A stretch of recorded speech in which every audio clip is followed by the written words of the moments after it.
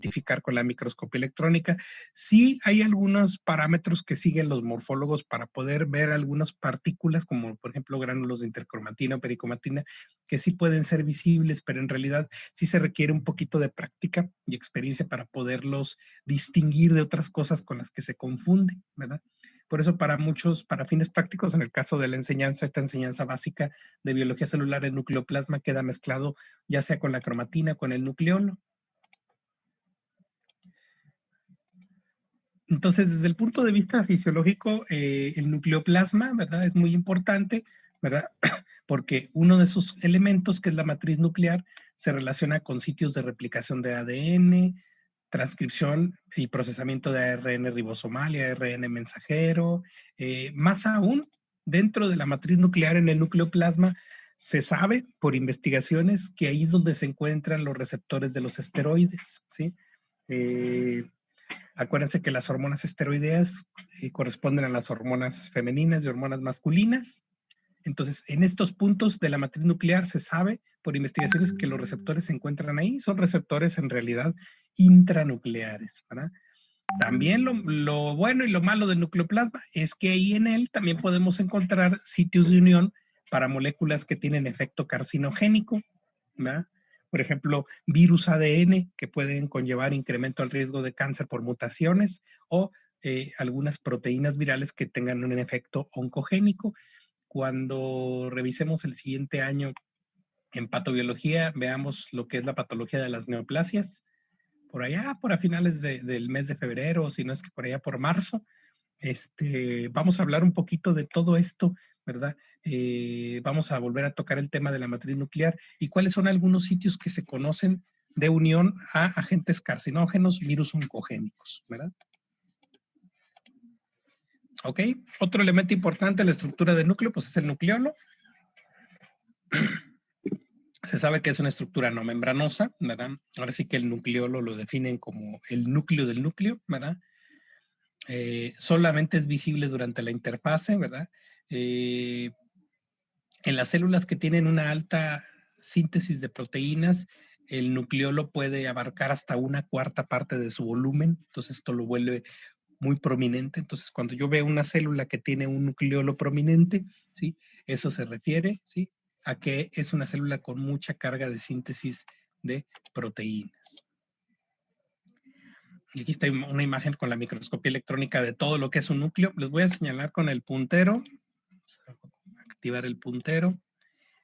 Esta sería lo que es la cisterna, ¿sí? Lo que es la envoltura nuclear de este lado, miren, parte inferior, ¿sí? Parte inferior del lado derecho, ¿verdad? Aquí se ve lo que es la envoltura. Obviamente se puede alcanzar a percibir en algunas zonas, como en esta parte de aquí, la doble membrana y el espacio claro, que sería la cisterna. Y obviamente por dentro está lo que es la cromatina, ¿verdad? Les voy a señalar dos nucleolos que están presentes en esta célula. Este es un nucleolo. De hecho, cuando ya se observa con el microscopio electrónico a gran aumento, ya muy cerquita, el nucleolo suele confundirse, miren acá está el otro, el nucleolo suele confundirse con heterocromatina. Miren, este de acá es heterocromatina, este es un nucleolo y acá está otro nucleolo, y pues este núcleo tiene mucha predominancia de eucromatina, tiene mucha eucromatina. Se le describen 3 zonas de interés al nucleolo, ¿verdad? Número 1, centro fibrilar. Número 2, la parte fibrilar densa. Y número 3, la parte granulosa. El centro fibrilar, que se sabe que es el que contiene los genes ribosomales y factores de transcripción. Número 2, parte fibrilar densa, que ya incluye el ARN nuclear en transcripción. Y por último, la parte granulosa. Yo creo que de las 3 regiones que tiene el nucleolo, la parte granulosa es la que es más evidente o la que es más llamativa en las secciones en la microscopía electrónica, porque en realidad la parte granulosa sí tiene un aspecto como si fuera de granitos, puros granitos chiquititos, oscuros, ¿sí? Esta parte granulosa ya representa el sitio donde se están ensamblando las subunidades ribosómicas, donde ya prácticamente los ribosomas están en maduración, ya están terminando de ser elaborados, ¿verdad? Entonces, número 1, centro fibrilar, parte fibrilar densa y la parte granulosa. Véanlo aquí. Aquí estaría lo que es la envoltura nuclear de este lado. Miren, la estoy delimitando con el puntero para que la vean. Lo que es la envoltura. Algunas zonas pudieran corresponder con los poros. Miren, aquí está un poro. Acá está otro poro. Observamos la heterocromatina de este lado. Vean cómo está ahí agregadita a la periferia del núcleo, a la periferia de la membrana. Heterocromatina, heterocromatina. Todo esto que corresponde a eucromatina. Y vean, todo esto es la estructura del nucleolo, miren. Como quien dice, sería el centro fibrilar. Esta parte, algo lo que es de la región fibrilar densa. Y la parte granulosa, que es la más evidente del nucleolo, que sería esta zona de acá, miren, esta que está en la esquinita. Esta zona de aquí es la pars granulosa. Es aquí donde ya se forman las subunidades ribosómicas, donde ya están listas las subunidades ribosómicas para ser expulsadas del nucleolo, ¿verdad? Dentro de los descubrimientos recientes se habla de una molécula que se llama nucleostemina, ¿sí?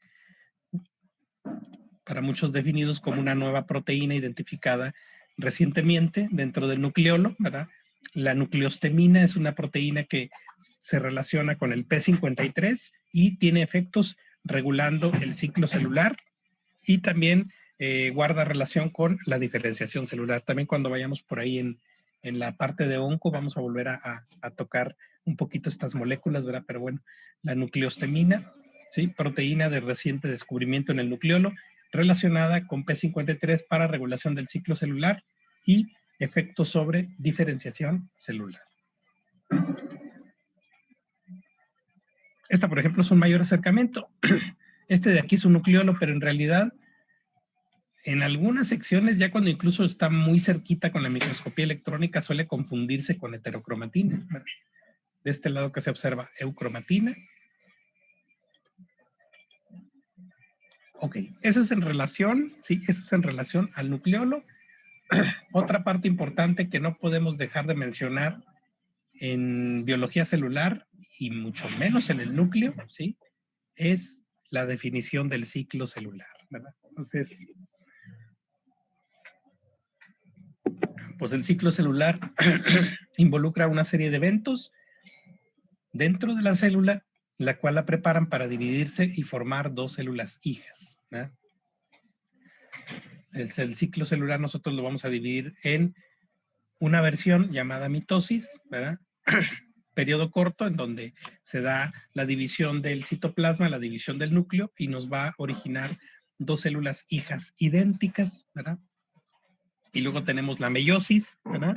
En donde es una versión de división celular, ¿verdad? En donde el proceso, así que este proceso de división conlleva a que vamos a tener células hijas, ¿verdad? Pero con la mitad del material genético. Pero algo muy importante, estas células hijas sí van a ser diferentes entre ellas, ¿verdad? Entonces vamos a revisar un poquito las características de cada uno de ellos.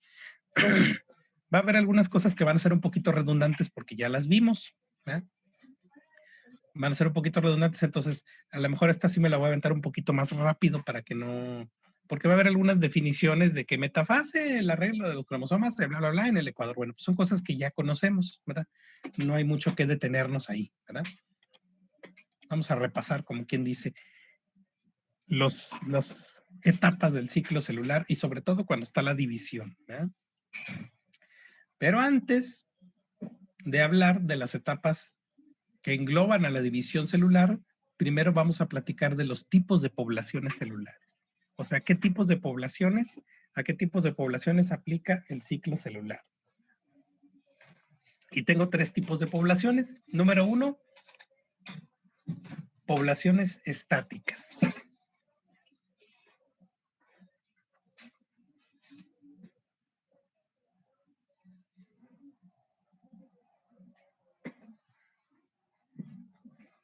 ¿Qué son las poblaciones estáticas? Pues se refiere a los grupos de células que ya no se dividen, ¿sí? Se les conocen también células postmitóticas, porque pues ya posterior a su última mitosis que llegaron a tener, ya no van a tener esa propiedad de poderse dividir. Aquí encontramos a las células del sistema nervioso, ¿verdad?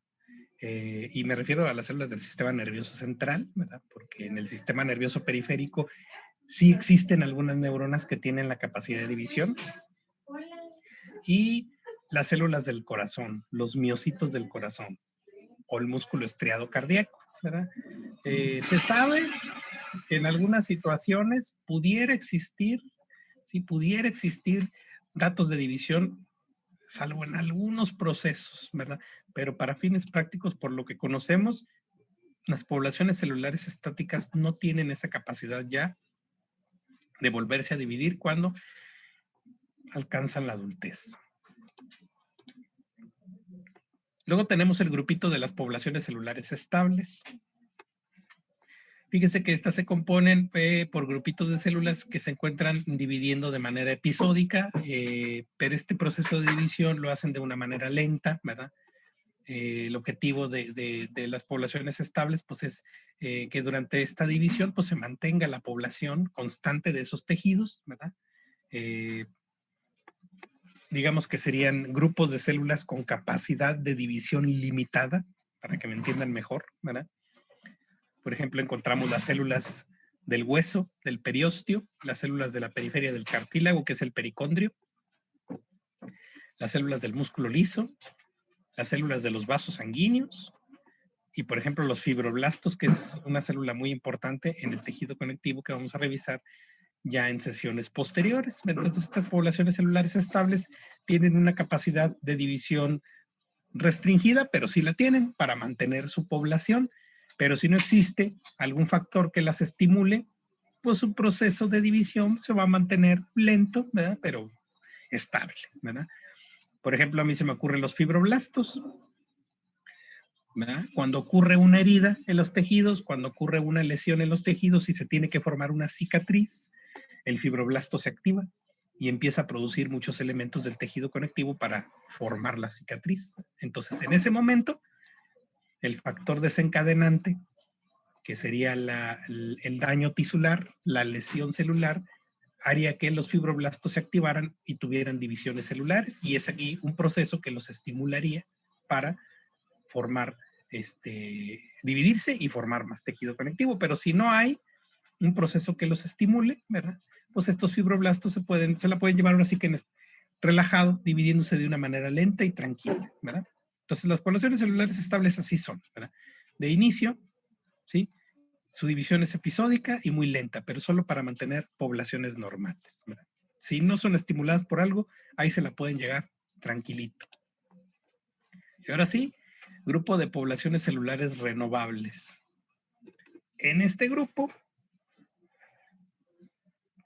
que podemos encontrar celulitas de renovación lenta o celulitas de renovación muy rápida, ¿sí? Estas, a fin de cuentas, sí exhiben una actividad mitótica regular, ¿verdad? Yo creo que un ejemplo por excelencia de las poblaciones celulares renovables tenemos a todos los epitelios de superficie. Y los epitelios de superficie, pues yo me refiero a todo lo que son las mucosas, ¿verdad? Cavidad oral, todo el interior de las vísceras huecas, ¿verdad? Pues todas estas tienen epitelios de superficie, ¿verdad? Y las células en estos sitios pues constantemente se encuentran renovando porque tienen periodos de vida más cortos, ¿verdad? No sé, las células, por ejemplo, de las criptas del intestino, a lo mejor que tienen un periodo de vida de 2 semanas, por decir una cantidad que es más o menos cercana. Tienen periodo de vida de 2 semanas, pues en 2 semanas se tienen que estar recambiando constantemente. Entonces, son poblaciones celulares que se están renovando y renovando y renovando de manera constante. Entonces, un ejemplo clásico lo tenemos en los epitelios de superficie. Entonces, dentro del ciclo celular, no debemos olvidar la parte que es la interfase, ¿verdad? Se sabe que es un proceso en donde la célula tiene un incremento en su volumen, ¿sí? Aumenta su tamaño, sus componentes y replica su material genético. La interfase en el ciclo celular se divide en 3 fases que ustedes ya conocen perfectamente y yo creo que igual y ya con la doctora Chapa las habrán revisado. Las famosas fase G1, la fase de síntesis y la fase G2, ¿verdad? Vamos a darle una pasadita rápida nomás. Aquí está en este esquema, miren. lo que involucra el proceso de interfase, vean, G1, fase S y la fase G2, y luego viene lo que es el proceso de división celular, ¿verdad? Obviamente en sus diferentes etapas, ¿verdad? Y vean cómo algunas de las células pueden tener esa capacidad de que cuando terminan el proceso de división se salen del ciclo celular y se quedan en una etapa de stand-by permanente, ¿verdad? Como ocurre en el caso de los miocitos del corazón o como en el caso de las neuronas en el sistema nervioso central, ¿sí? Completan ese ciclo de división, se salen del ciclo celular y ya se quedan en una etapa de reposo, ¿sí? En una etapa donde ya no vuelven a meterse al ciclo celular. Aunque hay otras que sí, pueden salirse del ciclo celular y por alguna razón si se estimulan pueden volverse a meter y volver a entrar al proceso de división. Fase G1 o el intervalo 1, ¿verdad? En G1 las células sintetizan ARN, proteínas reguladoras, pero aquí lo importante es que las células se preparan en lo esencial para el proceso de replicación del ADN. Entonces, esta preparación implica juntar proteínas, juntar la batería de enzimas necesarias para llevar el proceso de síntesis del material genético. Tiende a normalizarse el volumen celular, se da el restablecimiento de nucleolos y se da una duplicación de los centriolos. Esto es muy importante, ¿verdad? Porque pues, los centriolos van a ser claves, ¿verdad? Van a ser claves en ese proceso de movimiento de los cromosomas, pues obviamente por los microtúbulos, ¿verdad? Existen numerosos desencadenantes que hacen que la célula entre a fase G1, ¿verdad?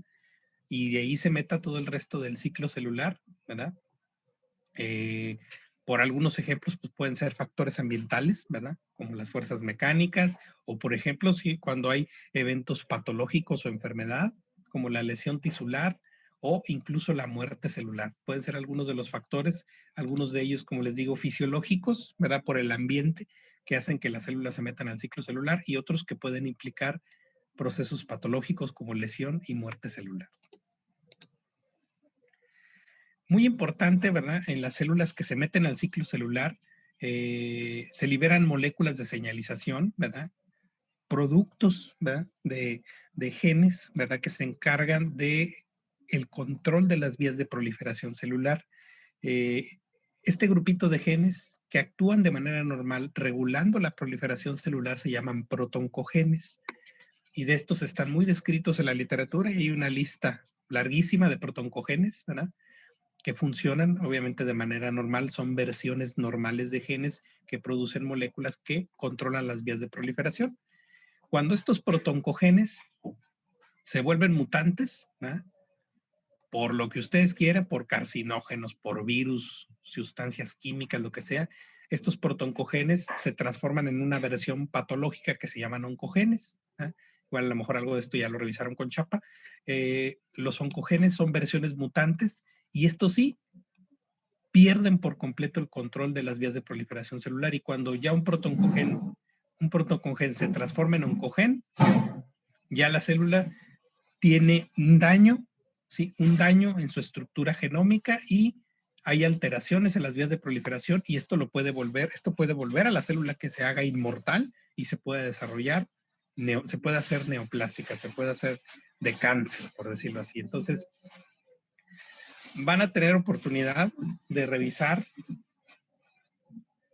a lo mejor ahorita aquí en este módulo con Chapa, algunos de los principales protoncogenes. Así es que, buenos días.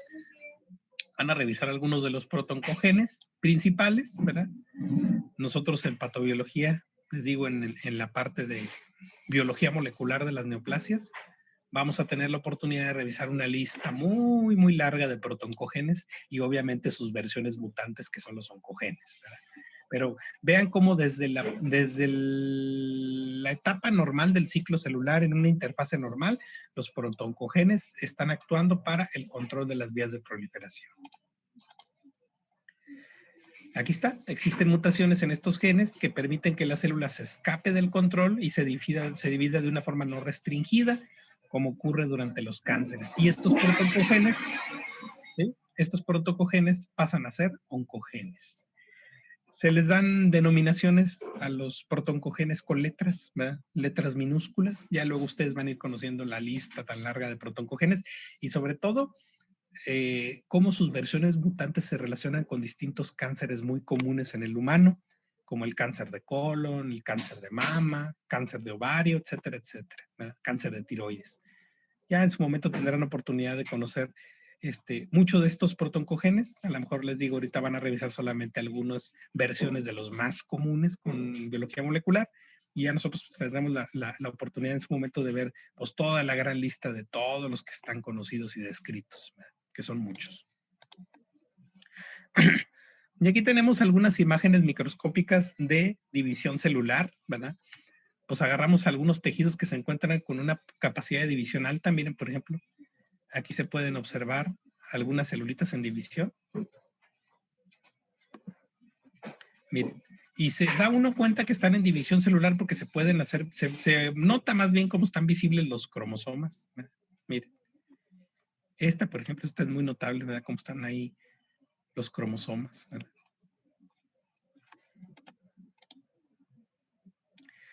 Otro componente importante dentro de lo que es el ciclo celular es la participación de un grupo de proteínas relacionadas conocidas como ciclinas.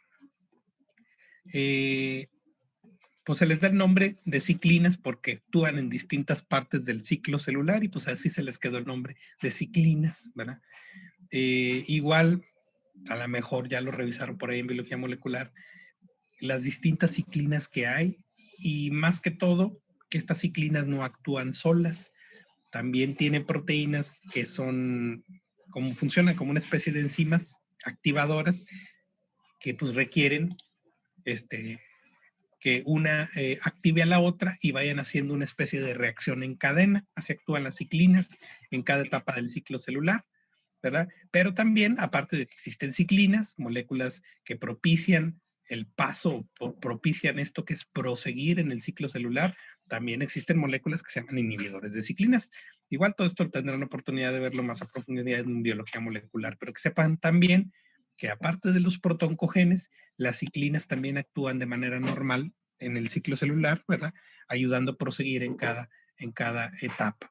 Obviamente, si ustedes me preguntan, las ciclinas también pueden estar relacionadas con el desarrollo de tumores sin cáncer, pues claro que sí, ¿verdad? Está muy bien descrito en muchísimos tipos de tumores, cáncer de mama, cáncer de colon, ovario, cómo muchas de estas ciclinas tienen alteraciones en su estructura y también alteran ese movimiento a través del ciclo celular, haciendo que las células se metan al ciclo celular y lo hagan de manera indiscriminada sin ni siquiera detenerse y se estén dividiendo y dividiendo y dividiendo y dividiendo, ¿verdad? Entonces, también las ciclinas son muy importantes en este proceso de control en el ciclo celular.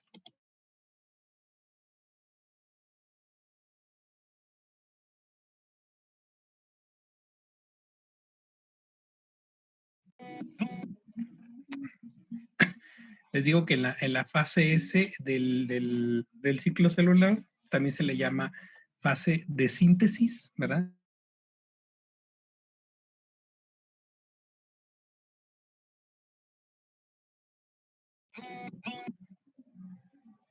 Ya prácticamente contiene el doble del complemento normal de los ácidos nucleicos, ¿verdad? Luego viene fase G2, intervalo G2, ¿verdad? La fase G2 consiste en una fase de preparación, ¿verdad? De proteínas, de enzimas, de todo lo relacionado para el proceso ya de división celular, ¿verdad? Hay un gran almacenaje de energía, ¿verdad? Para el proceso de división. Hay una síntesis muy importante de tubulina, ¿verdad? Y obviamente otra cosa que ocurre también en G2, que también está en las otras etapas, pero sobre todo en G2 es muy importante, ¿verdad? Es el análisis de la replicación del material genético y sobre todo, pues la búsqueda de si hay errores en el proceso de replicación, si hay alteraciones, si hay mutaciones, se pueda hacer las correcciones necesarias, ¿verdad? Esos son los famosos que les llamamos puntos de control, ¿verdad? Están en todas las etapas del ciclo celular, pero obviamente en esta parte de G2 está muy, muy importante, ¿verdad? El análisis del material genético y si existen errores, pues poder propiciar esa corrección. Entonces aquí está, mitosis, proceso por el cual una célula divide el citoplasma del núcleo, y algo muy importante, la definición de lo que es la mitosis, es que las células que van a surgir de su mamá van a ser completamente idénticas, ¿sí? Van a ser una copia de su mamá, ¿verdad? Se da primero el proceso de división del núcleo, ¿verdad? O sea, la división del material genético, ¿verdad?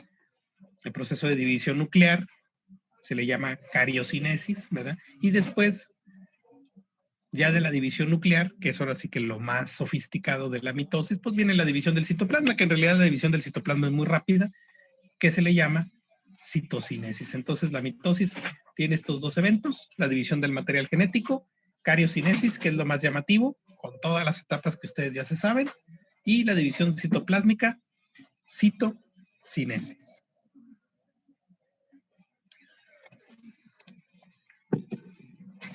Aquí está, las etapas con las cuales cuenta el proceso de la mitosis: profase, prometafase, metafase, anafase y telofase.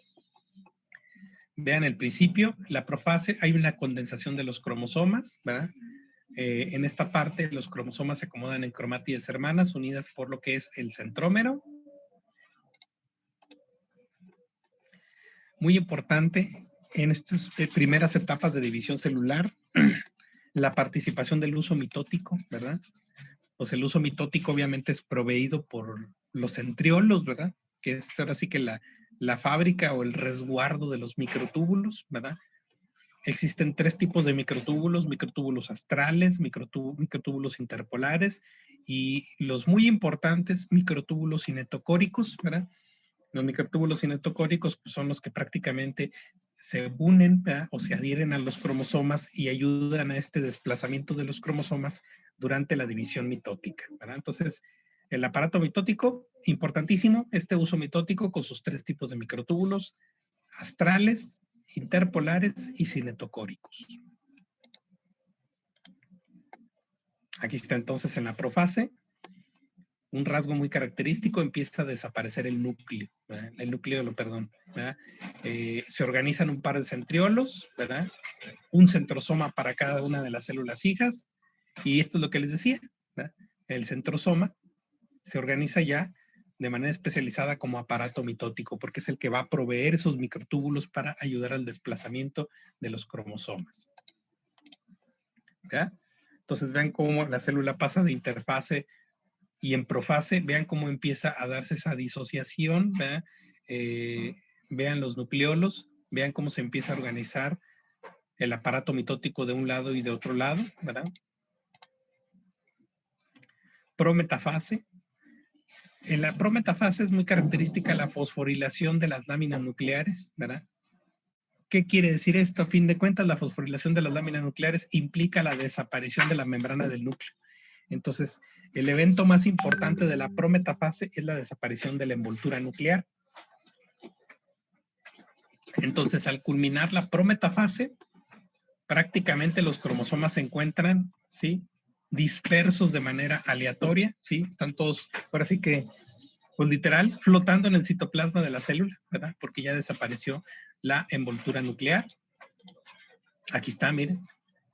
Vean el acomodo de los cromosomas libres en el citoplasma. Obviamente ya desapareció la envoltura nuclear. Prometafase. Metafase, ¿verdad?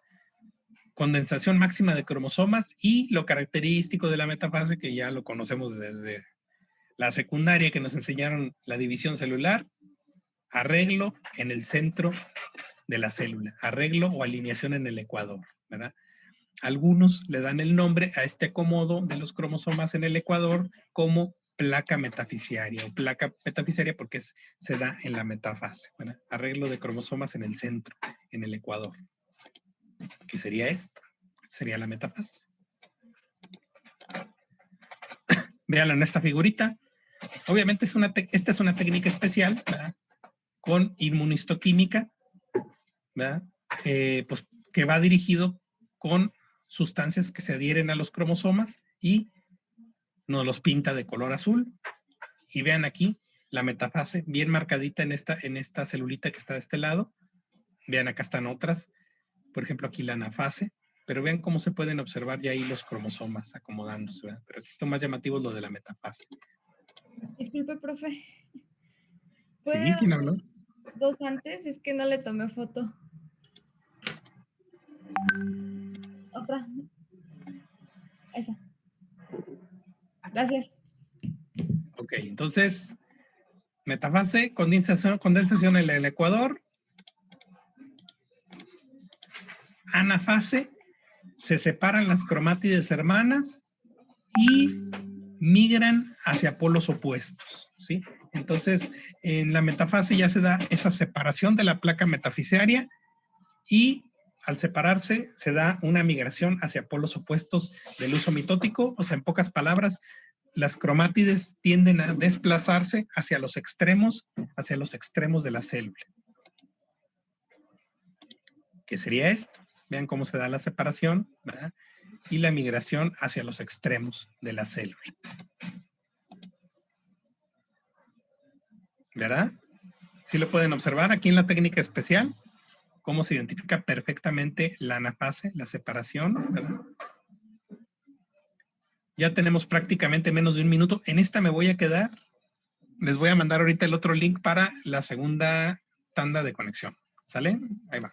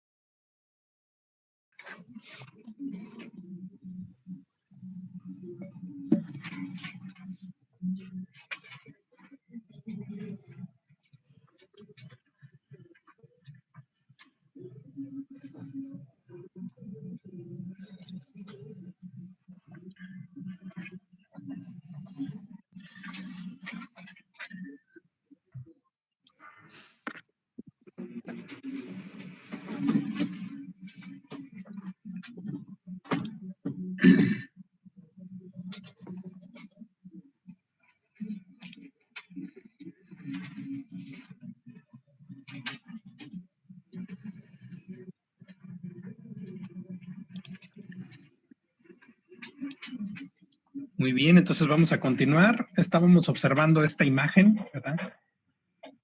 Una imagen muy vistosa, muy llamativa para que vean ustedes cómo está el proceso de separación de las cromátides y desplazamiento hacia los dos extremos de la célula, o sea, la migración hacia polos opuestos, que corresponde con la anafase. Ahora bien, observen todos la zona de la región inferior del lado izquierdo, que es esta zona. Ahora vamos a ver. No me aparece ahora sí para activar el puntero. Así aquí está el puntero. Un puntero. Aquí está. Esta es una celulita. Obviamente los cromosomas están marcados con el color azul, con la técnica especial. A ver, alguien quisiera apoyarme. Esa celulita de acá abajo, esquina inferior izquierdo, ¿en qué etapa está del ciclo celular? Metafase. Muy bien. ¿Qué quiere decir? Que los cromosomas están acomodados en la placa ecuatorial en el centro, la placa metafisaria. Bien. Y ya por último tenemos a la telofase, ¿verdad? Pues ya sería la parte terminal del proceso de división celular, ¿verdad? Salud. En esta se da pues, prácticamente la terminación de la división nuclear y se continúa con la citocinesis, ¿verdad? Lo que es ya la división del citoplasma, ¿verdad? Hay una reconstitución del núcleo, se renueva completamente la membrana nuclear, pues obviamente tiende a desaparecer el uso mitótico, se vuelven a acomodar nuevamente los microtúbulos en los centriolos y en los centrosomas, ¿verdad? Y obviamente, pues la cromatina, o sea, los cromosomas tienden a desacomodarse y formar nuevamente la cromatina. Dejan de hacerse visibles en los núcleos. Aquí está. Vean. En el proceso de telofase, la separación, la citocinesis, ¿verdad? Y pues nuevamente se reconstruye la estructura de los núcleos. Aquí está. Citocinesis, división del citoplasma en dos partes iguales, ¿verdad? Y bueno, esto es muy importante. Cada célula hija que resulta del proceso de mitosis, ¿verdad? Es idéntica a ella en todos los aspectos, ¿verdad? Incluido el genoma, ¿verdad? Es prácticamente una copia de su mamá, ¿verdad? Y contiene un material genético diploide. Esto es muy importante, lo que conlleva el final de lo que es la mitosis como proceso de división de las células somáticas. Y esta es una imagen muy interesante, con la microscopía electrónica, en donde se puede dar, o donde se observa más bien esta última etapa de la división, prácticamente lo que es la división del citoplasma. Miren, aquí donde está señalado, esta es una flechita oscura, prácticamente es el último punto de pellizcamiento, ¿verdad? Del pellizcamiento de una célula para dar origen a dos células hijas. Aquí está de este lado un núcleo y de este otro lado está otro núcleo. Vean el pellizcamiento y la separación en dos células hijas. ¿Ok? Luego tenemos la otra versión de división celular que aplica solamente para las células germinales, que es la meiosis, ¿verdad? La cual les digo aplica para tanto óvulos como espermatozoides, ¿verdad? Es un proceso de división que permite la reducción del material genético, esto es muy importante, permite la reducción del material genético hacia la mitad, hacia lo que es un número haploide, ¿verdad? Y la meiosis pues tiene otra cosa muy importante, ¿verdad? Que lo separa de la mitosis aparte de la reducción del material genético, que es el proceso de recombinación de genes, ¿verdad? Por eso es muy importante no olvidar que las células hijas que se obtienen desde esas células madres precursoras, cada una de ellas va a ser diferente entre sí, ¿verdad? Y esto pues asegura esta recombinación de genes que tengamos un proceso de variabilidad genética, ¿verdad? Entonces, vamos a platicar un poquito de los eventos que ocurren en la meiosis, que es algo parecido a la mitosis en las cuestiones de los arreglos de los cromosomas. Es algo muy, muy, muy parecido, ¿verdad? Aquí observamos algunos de los tejidos que tienen un alto índice de proliferación, ¿verdad? Esta es una muestra teñida con hematoxilina y eosina de testículo humano. Y aquí se pueden observar, vean, cómo están de notorios los cromosomas o cómo se está dando el proceso de división. Miren, aquí prácticamente las mitosis o las células que están en división celular, las meiosis, perdón, las células que están en división de meiosis, porque se aplica a las células germinales, son prácticamente incontables. Miren, esta es una, otra. Estas, miren, vean cómo se hacen visibles los cromosomas en las células que ya están en proceso de división. Miren, toda esta de aquí. Si nosotros quisiéramos tener, miren, esta de acá abajo, esta de acá. Si quisiéramos tener un tejido por excelencia que mostrara muchísimo proceso de división celular, pues yo creo que una biopsia de testículo, ¿sí? Sería uno de los más pertinentes porque tiene muchísimas, muchísimas divisiones. Otro podría ser la médula ósea, una biopsia de médula ósea también.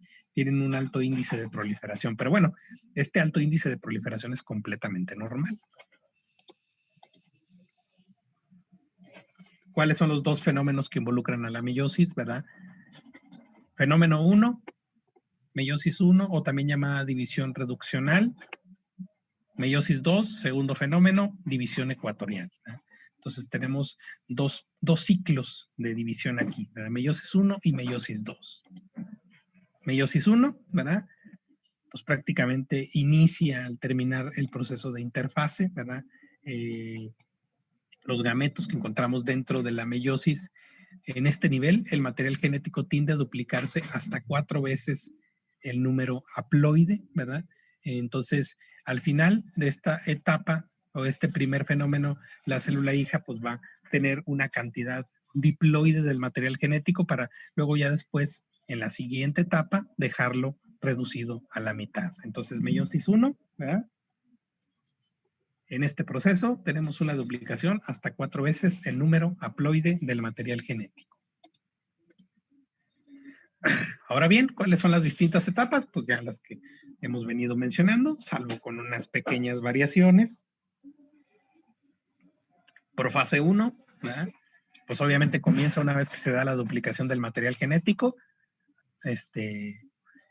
Esta la dividimos en varias etapas y esta es muy importante porque en estas etapas que se dan en la profase 1, leptoteno, cigoteno, paquiteno, diploteno, diacinesis, ¿sí? En algunas de ellas se da este proceso de recombinación de genes, ¿verdad? Para pues asegurar esta variabilidad genética y que a fin de cuentas las células hijas que se desprendan de esta división celular sean diferentes entre sí, ¿verdad? Entonces, a estas etapas que tenemos en la profase 1 le debemos esto, ¿verdad? Esta propiedad de poderse dar la recombinación de genes, ¿verdad? Leptoteno, cigoteno, paquiteno, diploteno y diacinesis. Aquí está. A nivel microscópico, pues hay una condensación de los cromosomas, ¿verdad? Que ya están replicados y ahora sí se acomodan en pares homólogos, ¿verdad? Y pues como normalmente ocurría en la mitosis, se formaban en pares, pues aquí se van a acomodar en 2 pares de 2, o sea, van a acomodarse en grupitos de 4 y estos grupitos de 4 se llaman tétradas. Metafase 1, lo que ya conocemos, alineación de pares homólogos de cromosomas, ¿verdad? Sí, en la placa ecuatorial, placa metafisaria en el centro. ¿Qué sería esto? ¿Verdad? El arreglo en el centro. Vean cómo las tetradas incluso en esta etapa de metafase 1 se encuentran unidas en algunos puntos por una especie de quiasma, ¿verdad? Quedando en el centro en lo que es en el ecuador, ¿verdad? Luego, anafase 1, separación de cromosomas homólogos y migración a polos opuestos. Y después, telofase 1, la separación ya de los cromosomas, nuevamente la disociación de los elementos cromosómicos, la formación y reestructuración de las membranas, ¿verdad? Y obviamente la separación en 2 células hijas, las citocinesas, ¿verdad? Entonces, terminando la meiosis 1, las células que surgen de este proceso van a tener un material genético diploide, ¿sí? Un material diploide. Luego viene el segundo fenómeno, meiosis 2, ¿sí? Y aquí, esto es muy importante, ya no hay síntesis de material genético, ¿verdad? Y aquí, pues prácticamente por las etapas que ya mencionamos, nos va a conllevar de tener en esta etapa 2 células hijas. Al final vamos a tener ya al final de todo el proceso 4 células hijas, ¿verdad? Con un número genético reducido a la mitad, un número haploide. Profase 2, condensación de cromosomas, ¿verdad? Metafase. Bueno, obviamente aquí en profase 2 pues ya se acomodan en grupitos de 2, ¿verdad? Y aquí ya no tenemos las tetradas, aquí ya nomás son en pares. Metafase, el arreglo en el centro, placa ecuatorial. Anafase, ¿sí? Separación de cromátides y migración a polos opuestos. Y después telofase, ¿sí? Nuevamente reestructuración de los componentes nucleares y la separación de 2 células hijas, que al final vamos a tener 4 células hijas, cada una con su núcleo específico, con su núcleo y su material genético haploide. ¿Sí? Y esto es muy importante y no lo debemos de olvidar, a diferencia de la mitosis, ¿verdad? Las 4 células hijas que proceden de este evento de meiosis, pues tienen un material genético haploide, ¿verdad? Y muy importante, ¿verdad? Otro objetivo de la meiosis, hay una nueva mezcla de cromosomas y entrecruzamiento. Entonces, lo que conlleva a una variabilidad genética, ya que cada una de esas 4 células hijas sean diferentes entre sí, ¿verdad? Y pues obviamente propiciar esta variación, ¿verdad? Esta variabilidad genética que nosotros tenemos como humanos, porque si en realidad el proceso de mitosis se aplicara para todos, incluso hasta para las células germinales, pues prácticamente todos seríamos iguales, ¿verdad? Seríamos copias de todos y todos y todas seríamos una sola copia de una clona, ¿verdad? pero la meiosis nos da esa ventaja de poder tener un entrecruzamiento, tener mezcla cromosómica y que a fin de cuentas uno de esos 4 espermatozoides que surgieron, ¿verdad? O ese óvulo que se logró en ese ciclo menstrual, bueno, pues sea diferente al otro óvulo que se va a lograr el otro mes y ese diferente al otro del otro mes. Y a su vez, esta mezcla, bueno, pues nos pueda generar diferentes variaciones genéticas en las personas. Obviamente, pues con distintos riesgos y diferentes características, ¿verdad? Algunos con mayor riesgo de tener algunas enfermedades o algunas cosas y otros protegidos para otras cosas, etcétera, etcétera, etcétera. Entonces, a fin de cuentas, ese es el objetivo de la meiosis, una nueva mezcla cromosómica y entrecruzamiento. Otro proceso importante dentro de la estructura del núcleo celular es la muerte celular programada, que es a lo que se le conoce como apoptosis, ¿verdad? Pues las células pueden morir pues prácticamente como resultado de varios eventos, ¿verdad? Pueden morir porque el tejido sufre lesión tisular, ¿verdad? Falta de aporte de oxígeno, de nutrientes, destrucción, ¿verdad?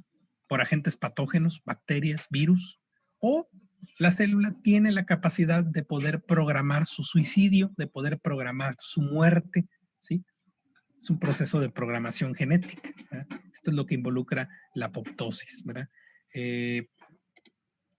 Las demás características o los demás factores que conlleven a la muerte celular, lo que implican las lesiones, ¿verdad? Falta de aporte vascular, destrucción, estos los vamos a revisar a profundidad en patobiología. Esto no nos vamos a enfocar mucho en ellos ahorita, ¿verdad? Porque solamente estamos revisando lo normal. Nos vamos a centrar un poquito en lo que es en la programación genética, ¿sí? En lo que sí es una muerte celular programada. Y vamos a revisar nomás algunos ejemplos de algunas variantes de muerte celular. Aquí está. Entonces, este suicidio programado, ¿verdad? Está regulado por varios genes, ¿verdad? Y estos genes codifican un grupo de una familia de proteínas que se llaman caspasas, ¿verdad? Igual, a lo mejor yo creo que ya los habrán revisado con chapa. Si no, vamos a tener la oportunidad de ya nosotros también volverlos a profundizar en pato, porque también es conocido, ¿verdad? Como son reguladores del proceso de muerte celular. Pues si ustedes me dicen, están involucrados también en el desarrollo de tumores y cáncer, también están relacionados. Pues imagínense, si controlan la muerte programada, pues claro que debe de haber muchas cosas descubiertas en relación a estas caspasas, ¿verdad? Ahora bien, ¿cómo se da esa activación de estas caspasas como inicio del suicidio, ¿verdad? Del suicidio programado, pues puede desencadenarse por agentes químicos, puede desencadenarse por cambios que ocurren dentro de la misma célula o moléculas que vienen del exterior que son liberadas durante el daño tisular, como el TNF. Las siglas TNF significan factor de necrosis tumoral. Yo creo que de las sustancias que más se liberan en los procesos patológicos de daño tisular, el TNF es uno de los más importantes. Entonces, aquí lo mencionamos como ejemplo. O sea, los desencadenantes pueden ser incluso internos, pueden ser incluso por vía receptora, ¿verdad? Como en el caso de estas sustancias que se liberan cuando hay daño tisular. Entonces, cuando se activan las caspasas, ¿verdad? Activan a más proteínas, ¿verdad? Y esto al final conlleva el resultado de una degradación de los cromosomas, una destrucción de las láminas nucleares, de todos los elementos del citoesqueleto, y al final la célula que ya muere va a terminar formando fragmentitos de célula, fragmentitos de la célula en pedacitos, que es a lo que le llaman cuerpos apoptóicos. Obviamente, como este proceso de muerte celular es un proceso normal, ¿verdad? La apoptosis, pues obviamente estos cuerpos apoptóicos, a fin de cuentas, pueden ser fagocitados por otras células que estén por ahí, ¿verdad? Células vecinas, y desaparecen simplemente. Los elementos que se fagocitan se reutilizan nuevamente y como si nada hubiera pasado, ¿verdad? Vamos a revisar algunos ejemplos, algunos tipos de muerte celular descritas en algunas referencias. Estos no vienen en su texto, se los paso para que también los vayan conociendo porque se los pueden encontrar en otras bibliografías. Una variante de muerte celular es la que se le llama anoikis, ¿verdad? Que quiere decir, viene de la parte que significa sin hogar. Se dice que es una apoptosis inducida por la pérdida de anclaje celular. Normalmente todas las células del cuerpo humano tienen un anclaje en su medio. ¿Qué quiere decir? O sea, tienen moléculas que permiten que se unan a su medio ambiente. Entonces, cuando se pierde este anclaje celular con su medio, se activan moléculas dentro de la célula, ¿verdad? Unas muy conocidas son los famosos citocromos, que ya les mencioné en la mitocondria, y un grupo de proteínas de la familia SMAC Diablo, que están descritas en la literatura, ¿sí? Que se liberan en el citosol y conducen a la activación de caspasas. A fin de cuentas, en resumidas cuentas, la anoiquis, ¿verdad? Es un tipo de muerte celular que se induce por pérdida del anclaje celular. Entonces, cuando la célula pierde esa capacidad de unirse a su medio externo, a su ambiente, a su espacio extracelular, se libera una cascada de moléculas, les digo principalmente citocromos, esta familia SMAC, y activan caspasas. Cuando ya yo les diga se activan caspasas, pues obviamente las caspasas son las que activan los mecanismos para la destrucción de la célula. ¿Cómo se observa la apoptosis en los cortes histológicos? Fíjense bien. Una célula apoptóica por lo regular es una célula que está encogida y está muy eosinófila. Les pongo este corte histológico porque es un corte de piel. Aquí se puede ver lo que es la queratina. Este es el epitelio. En realidad es un epitelio plano estratificado, pero aquí las capas no están tan gruesas, es un epitelio delgado. Pero lo que llama la atención son estas celulitas que se ven de color rosita, se ven eosinófilas, ¿verdad? Todas estas son ejemplos de células que se encuentran en la apoptosis, ¿verdad? Obviamente aquí el desencadenante de la apoptosis en este corte histológico va de la mano con una enfermedad, ¿verdad? Porque pues obviamente no se pueden morir tantas células a la vez, porque si ustedes observan la imagen, pues tiene muchas celulitas con núcleos rositas, ¿verdad? Entonces van a decir ustedes, pues ¿a poco hay tanta apoptosis en esa piel? Pues no debería de haber, o sea, hay otro desencadenante que propicia este suicidio, ¿verdad? Pero cuando yo veo una célula apoptóica, la veo encogida, de hecho deja un espacio alrededor porque se encoge y se torna intensamente rosita, intensamente eosinófila. Y obviamente tiende a perder el núcleo. Y aquí está pues prácticamente en una imagen con el microscopio electrónico, cómo se forman estos cuerpos apoptóicos. Al final, cuando ya la célula termina, este suicidio programado se divide en varios pedacitos que se llaman cuerpos apoptóicos, que incluso llevan fragmentos del núcleo, y ya las células vecinas pues, son las que se van a encargar de podérselos comer y poder reciclar esos componentes. Otras formas de muerte celular programada, diferentes a la apoptosis. Yo creo que las principales formas de muerte celular, y yo creo que desde ahorita se los adelanto para el siguiente módulo, pues obviamente número 1, apoptosis, muerte programada, y número 2, la muerte que no es programada, que sería la muerte patológica, ¿sí? Conocida como necrosis, ¿no? Ahora sí que cuando llevemos el siguiente módulo nos vamos a cansar mucho de revisar ese concepto de necrosis, ¿verdad? A lo mejor apoptosis lo vamos a volver a tocar, pero ya no tan profundo, pero necrosis sí nos vamos a cansar de revisar todos los mecanismos que tiene esta muerte patológica, ¿verdad? Otras formas de muerte celular, pues aquí está lo que implica el concepto de autofagia, ¿verdad?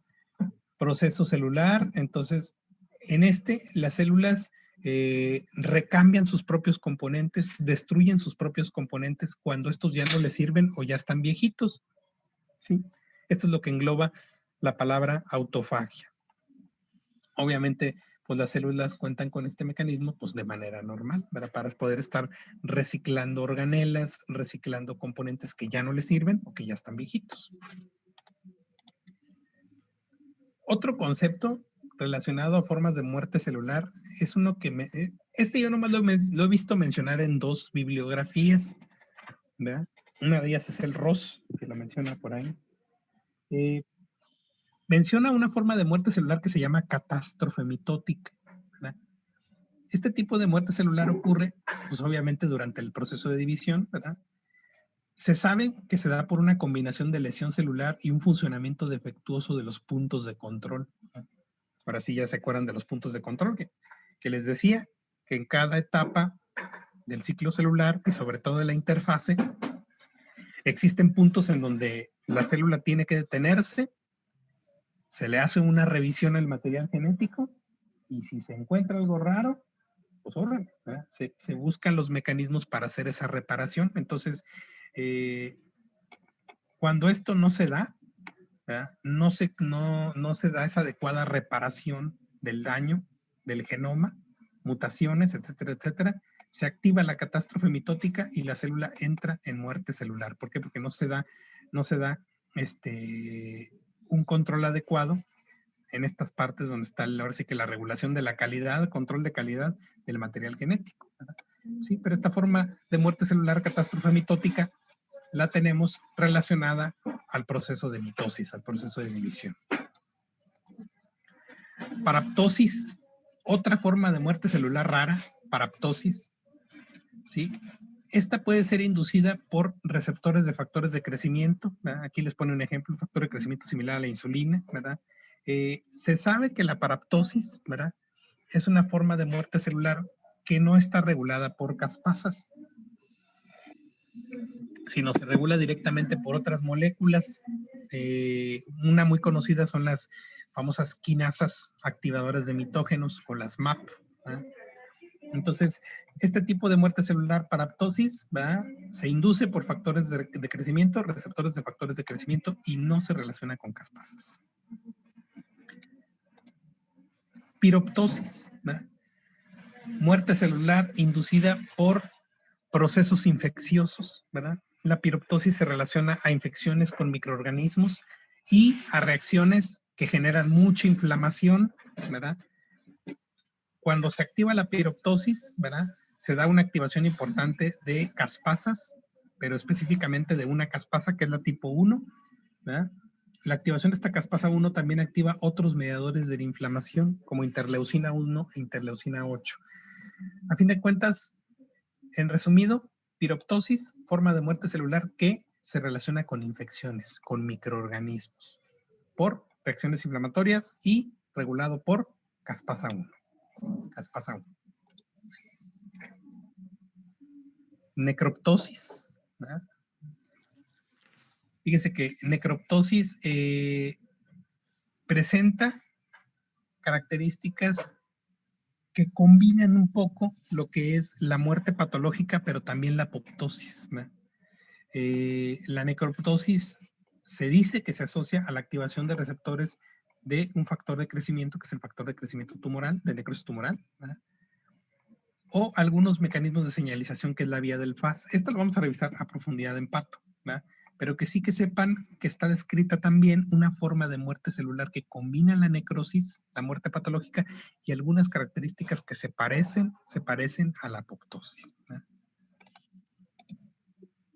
Otra forma de muerte celular, entosis, ¿verdad? Fíjense, es una muerte programada en la cual la célula puede incorporar una forma viva de una célula que ya está separada de la matriz extracelular. En pocas palabras, es como si se comiera otra misma célula de su especie, la engulle, pero se la come permaneciendo viva dentro de ella, ¿sí?, hospedando dentro de ella, y posteriormente, por mecanismos lisosómicos, la destruye, ¿sí? Sí, esta forma entonces es una forma de suicidio algo extraño, en donde una célula vecina se come a la otra y luego la deja vivir tantito dentro de su citoplasma, permaneciendo ahí viva, engullida, y posteriormente la destruye por la batería lisosómica, ¿verdad? No se sabe mucho todavía el por qué se da este patrón de muerte celular, entosis, pero sí es algo interesante, ¿verdad? Por la forma en que la célula se queda dentro de la célula que se la comió viva unos instantes y posteriormente es destruida. Entonces, ¿ok? Pues eso es en relación a la estructura del núcleo. ¿Dudas? ¿Algo que quieran por ahí agregar? No. Lo que se va a revisar, pues aquí prácticamente del examen sería hasta, porque ahorita vamos a revisar algo de matriz extracelular, pero ya vieron que llevamos todo biología celular y núcleo, ¿verdad? O sea, lo que sería citoplasma y núcleo. Entonces, vamos a revisar a continuación algunos conceptos básicos de matriz extracelular. Ya nada más nos quedaría una parte, o sea, matriz extracelular, tejido epitelial y tejido conectivo, ¿verdad? Que es ahora sí que lo grueso del programa, ¿verdad? Pero bueno, ya la parte de biología celular, que es la parte pesada, pues ya le dimos una repasadita. Doctor, Sí, bueno, antes de- no, creo que al parecer no le comentó la doctora Chapa, pero lo pedimos que si de favor el examen podía ser el lunes y ya nos confirmó ayer a nosotros los de la que sí se iba a cambiar para el lunes. perfecto, no, pues está bien, pues van a tener unos 2 días más, pero sí, si quieren, para no atiborrarlos con esto, hasta lo que revisemos el día de hoy es lo que se queda. O salvo su mejor punto de vista. Si quieren que lo agregamos, como ustedes quieran.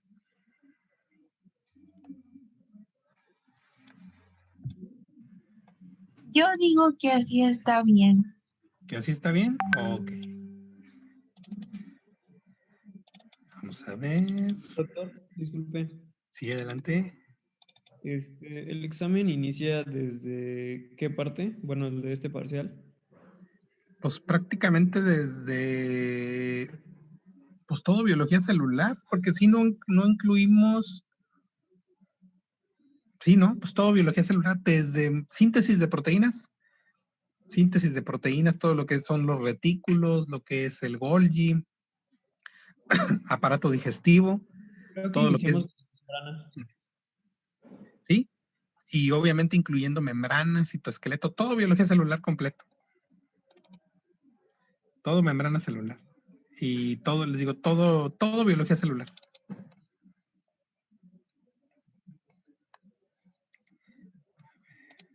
Gracias.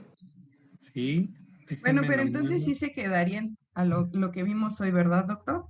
Sí, hasta lo que revisemos el día de hoy. Ok, muchísimas gracias. Y para que ya no hacernos bola y que genere ahí alguna controversia, algo no. Sí, hasta lo que revisamos ahorita, terminando a las 9 de la mañana, hasta ahí se queda. Déjenme,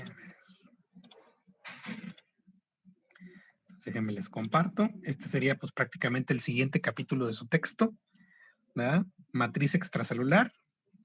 Esta plática está un poquito más rapidita, ¿verdad? No tiene mucha carga de diapositivas, no está tan cargada en teoría, ¿verdad? Entonces, esperemos que esta plática la estemos terminando el viernes y ya el viernes, aunque no lo crean, ya vamos a empezar a ver epitelios, ¿verdad? Entonces, vamos avanzando, sí, vamos avanzando poco a poquito. Entonces, ya platicamos en sesiones previas todo lo relacionado a lo que está por dentro de la célula, todo lo que es el espacio intracelular. Y este espacio intracelular involucra todo lo que era biología celular, todo lo que es citoplasma, todo lo que es núcleo. Ahora vamos a platicar de todo lo que está por fuera de la célula, todo lo que está por fuera. Y vamos a revisarlo de manera general, ¿verdad? Obviamente, pues en el exterior, en algunos sitios, pues va a haber algunas sustancias que van a ser diferentes a otros sitios. A lo mejor el espacio extracelular pues va a ser diferente en el hueso al que vamos a tener en el cartílago, al que vamos a tener en el cerebro, o sea, va a haber algunas variaciones, pero hay algunos componentes que se mantienen constantes. Entonces vamos a revisar el espacio extracelular así, a manera general y a grosso modo. Ya cuando se revise cada tejido en particular, pues obviamente se van a hacer las distinciones o lo que modifique en el ambiente extracelular, ¿verdad? Pero esta es una plática a manera general, ¿verdad? Entonces, espacio extracelular.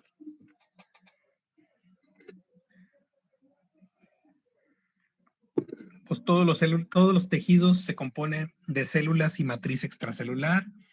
¿Qué representa la matriz extracelular? Pues representa el ambiente donde están ellas ahí, dispersas, donde están flotando, donde están moviéndose, ¿verdad? Es como, yo les ponía el ejemplo, es como cuando ustedes estaban en sus aulas, les digo estaban porque ahorita pues no podemos estar en las aulas, pero cuando ustedes estaban en sus aulas, a lo mejor cada uno de ustedes representaba una celulita, pero el ambiente donde estaban, o sea, lo que eran sus aulas, sus canchas, los baños, qué sé yo, ¿verdad? Los auditorios, todo eso representa el ambiente donde están ustedes, ¿verdad? Eso sería la matriz extracelular, que obviamente a nivel celular, pues lo definen como complejos de moléculas inanimadas, ¿verdad? En donde las mismas células que están ahí se encargan de formarlo, lo eliminan al espacio extracelular y ellas mismas forman su ambiente. Entonces, ¿en qué se va a centrar la plática? Pues en conocer cuáles son esos elementos del ambiente extracelular. Aquí está.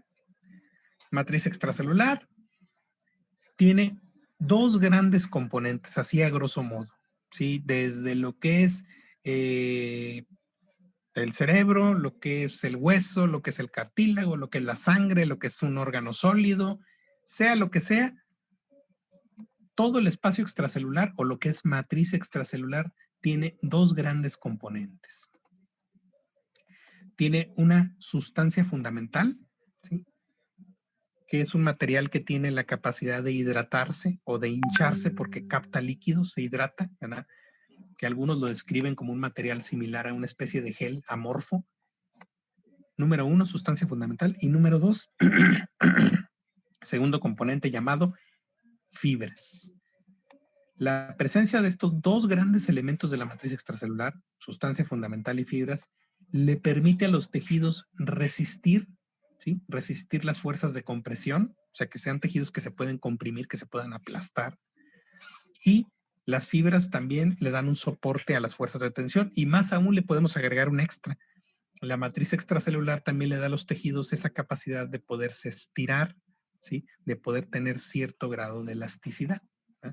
Entonces vamos a revisar cuáles son los elementos que se desglosan de estos dos, de las fibras y de la sustancia fundamental. Y aquí está nomás una esquemita para que vean los distintos componentes que tienen los tejidos. Aquí está, por ejemplo, un vaso sanguíneo. Vean cómo van por ahí los eritrocitos, los glóbulos rojos dentro de ese vaso sanguíneo. Vean por fuera, pues, todo lo que es el espacio extracelular. Vean, y ustedes van a decir, oiga, y a fin de cuentas, tintorialmente hablando, en tinción, ¿cómo se observa la matriz extracelular? Pues obviamente va a haber algunas limitantes, porque va a haber elementos que sí se van a teñir con la tinción de hematoxilina y eosina, con la técnica histológica, y va a haber elementos de la matriz extracelular que no se van a teñir, pero que más sin embargo, aunque no se tiñen, no quiere decir que no existan, sí existen, ¿verdad? Y esta es una imagen interesante porque aquí se empieza a resumir un poquito todos los elementos que tiene la matriz extracelular o lo que está por fuera. Pues obviamente los núcleos, pues están más que evidentes. Este es hematoxilina y eosina, acuérdense. Núcleos en morado, citoplasmas en rosa. Todos estos puntitos que se observan aquí son los núcleos, ¿eh? Núcleos de las células que ustedes quieren, ¿eh? Las que ustedes quieran. Y todo lo que está por fuera de esos núcleos, pues obviamente que sería por fuera del citoplasma, todo esto es la matriz extracelular.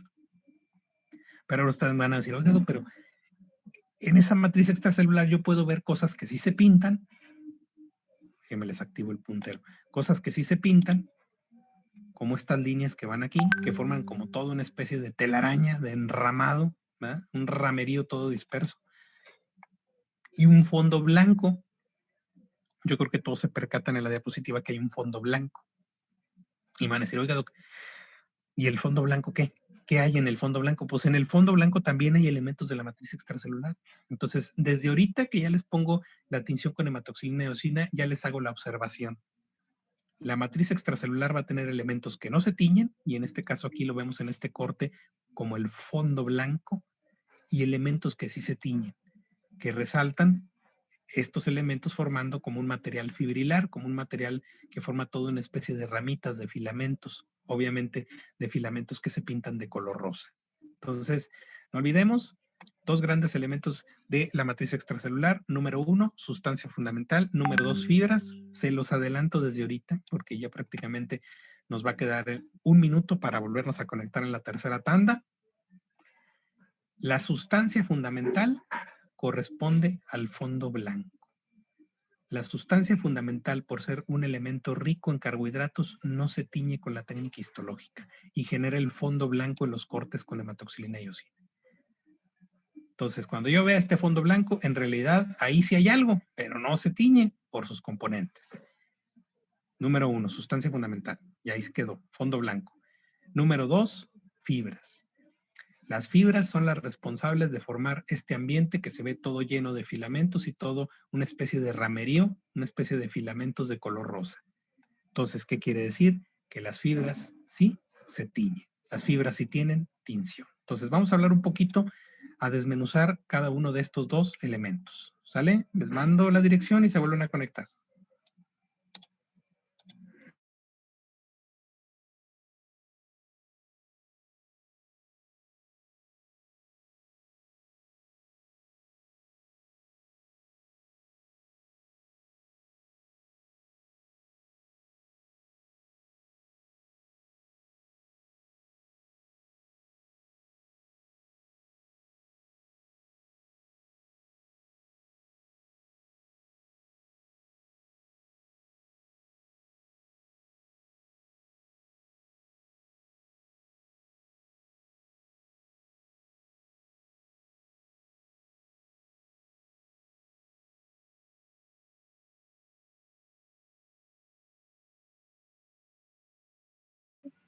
A ver si está. Con eso, pues de que algunos se llevan a su material.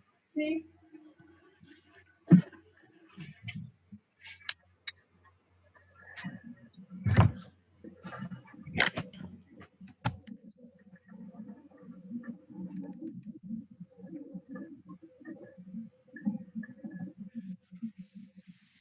Pero sí calienta el solecito.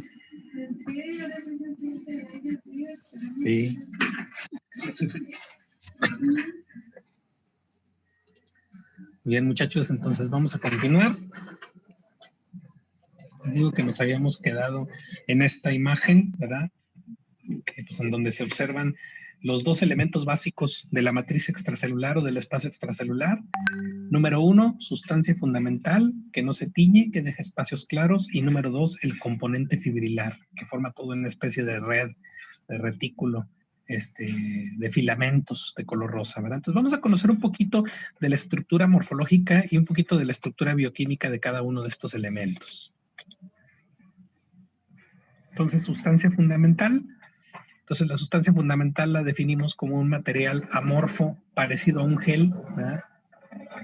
Este material amorfo tiene la capacidad también de captar líquidos, ¿verdad?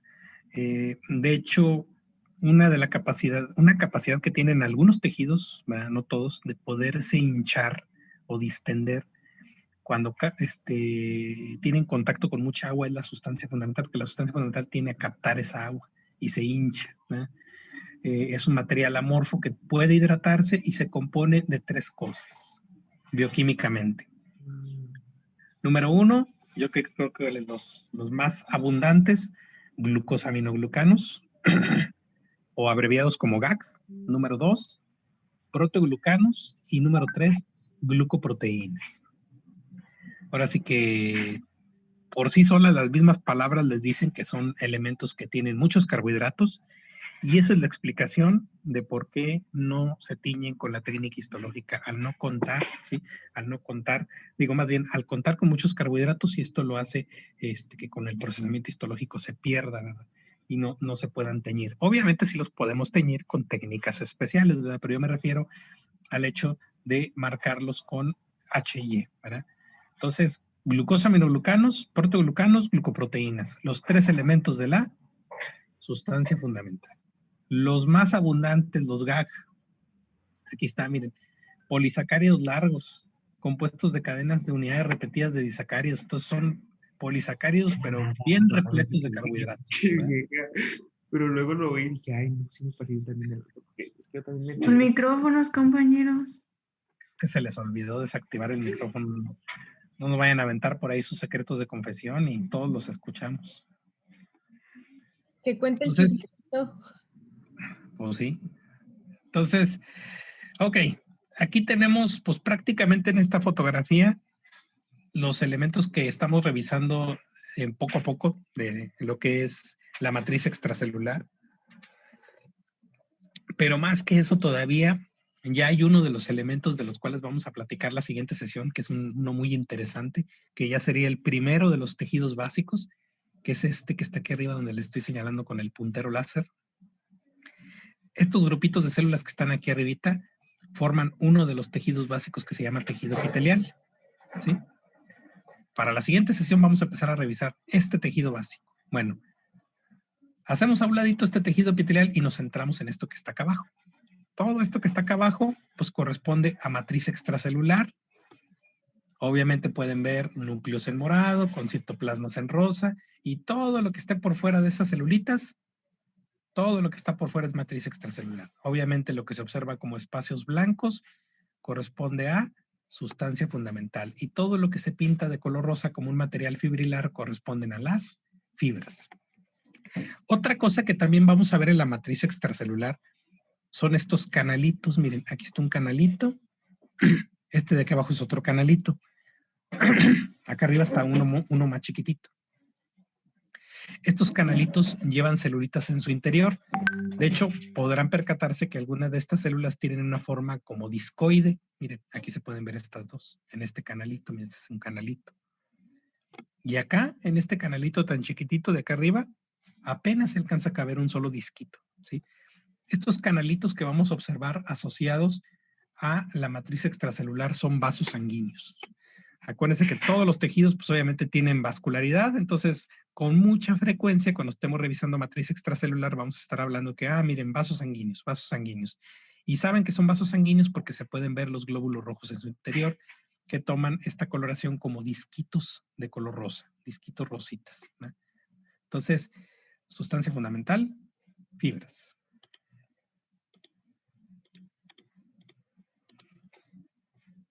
Entonces, ¿qué ocurre con los glucosaminoglucanos? Con excepción de uno de ellos, todos el resto de los glucosaminoglucanos están asociados a grupo sulfato, están sulfatados, y de hecho se les dan el nombre teniéndose, ya sea poniéndolo al principio o poniéndolo al final, la palabra sulfato.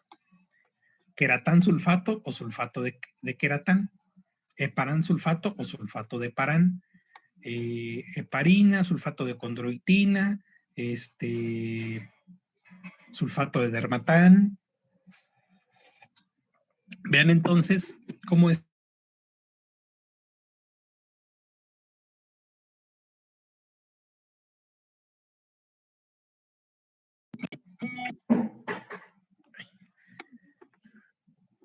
El único glucosaminoglucano que no se encuentra sulfatado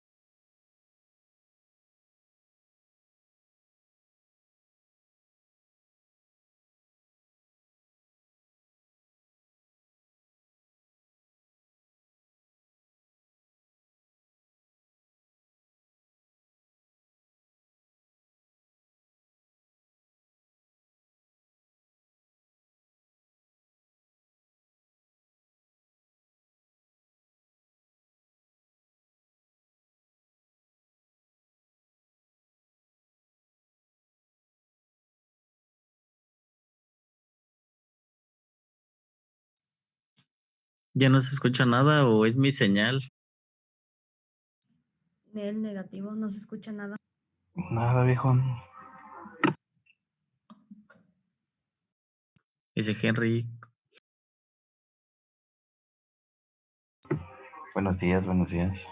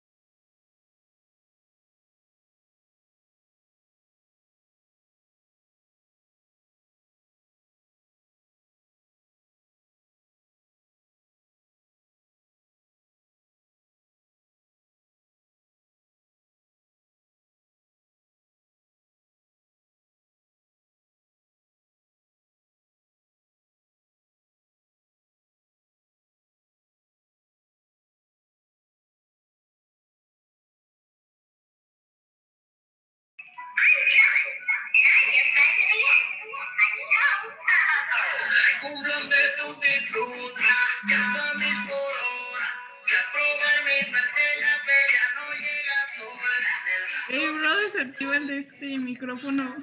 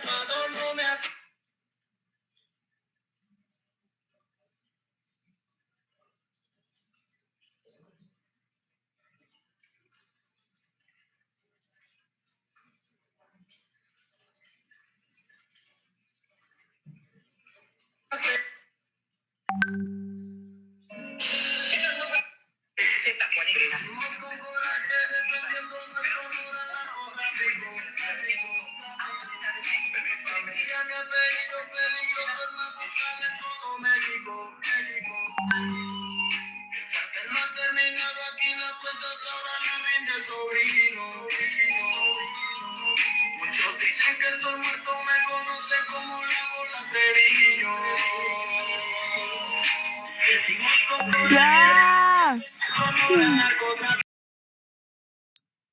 Gracias.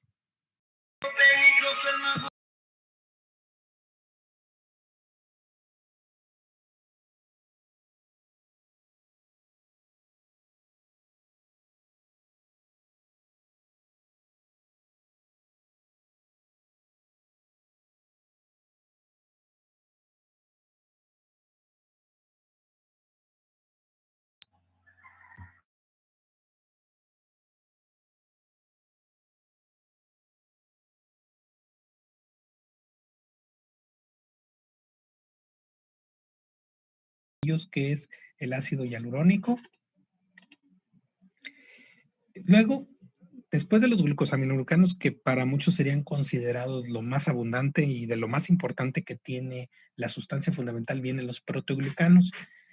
¿Cuál es la definición bioquímica de un proteoglucano? ¿Verdad? Cuando los glucosaminoglucanos sulfatados forman uniones covalentes con un centro proteico, se forma un proteoglucano, ¿sí? Igual, siguen siendo moléculas que tienen cargas altas de carbohidratos. Fíjense, aquí tenemos otra imagen. Nuevamente estamos observando lo que es el epitelio de superficie, lo que es un grupito de células, tejido epitelial, que vamos a revisar por ahí la siguiente semana. Préstenle atención a todo esto que está aquí, ¿sí? Vean cómo hay mucha sustancia fundamental que no se tiñe, espacios claros, y este material, ¿verdad?, que se observa de color rosita, fibrilar, corresponden a las fibras. Entonces, yo cuando ya tenga un corte histológico, yo ya voy a poder decir, yo ya voy a poder mencionar ¿verdad? Que el material o el fondo claro que no se tiñe corresponde a la sustancia fundamental, mientras que los elementos que sí se pinten de color rosa corresponden con las fibras. Y obviamente, no se les olvide, núcleos en morado, citoplasmas en rosa. Entonces, al ocupar grandes volúmenes, ¿verdad? Estos protoglucanos permiten resistir la compresión de los tejidos, ¿verdad? Retrasan el movimiento de algunos microorganismos en dado caso de que algún microorganismo quiera meterse. La disposición de estas moléculas ricas en carbohidratos evita que se desplacen microorganismos como un mecanismo de protección. También los protoglucanos se vinculan con algunos elementos. Aquí les menciono uno de tejido epitelial que es la membrana basal y forman filtros, ¿verdad? Para permitir el paso de algunas sustancias y para retrasar el paso de otras que pudieran generar daño tisular, ¿verdad? También los protoglucanos poseen sitios de unión para moléculas de señalización. Una muy conocida es el factor de crecimiento beta, ¿verdad? Hagan de cuenta que también los protoglucanos funcionan como si fueran un material de secuestro de sustancias, que si hay ciertas sustancias que deben de funcionar, dejarlas funcionar, o si existen algunas sustancias que no deban de funcionar, los protoglucanos las secuestran, las guardan para que impidan ese funcionamiento, porque si ese funcionamiento se activa, pueden generar daño tisular, para que me entiendan. Entonces los protoglucanos tienen esa propiedad de fijar o unir moléculas, ¿sí? De señalización, ya sea impidiendo funcionamiento o ya sea propiciando el funcionamiento, ¿verdad? Otros protoglucanos, como los indecanos, ¿verdad? Son un grupo de protoglucanos que se unen a las membranas de todas las células.